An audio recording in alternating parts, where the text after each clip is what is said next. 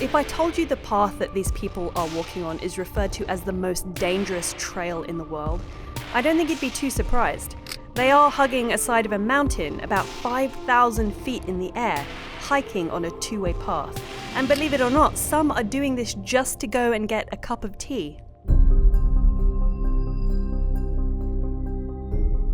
Hi, my name is Vivian Lee. I'm a keen scuba diver and an amateur photographer who works in the finance industry. This photo was taken at Huashan in the Shaanxi province of China in the autumn of 2012. That's Mount Hua, one of China's 5 sacred mountains. It's home to ancient legends and structures and of course many traditions, both new and old. It is a place where people once came to worship and seek immortality, and where others were taken to be sacrificed to the gods. But today it is a place for tourists and locals to enjoy a reflective hike, with some even leaving a prayer in the form of a gold lock. It is a place to express both your spiritual and adventurous side, albeit a dangerous one. The most unique part of this mountain hike was the cliffside plank walk. For 30 RMB, we were given a chest harness, 2 carabiners, and with minimal instructions, off we went.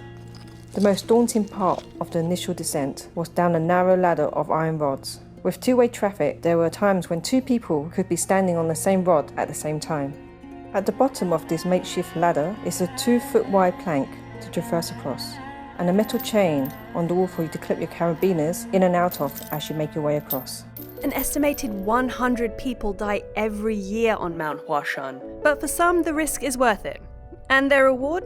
One of the best cups of tea in China, but for others it's the satisfaction of conquering the most dangerous path in the world.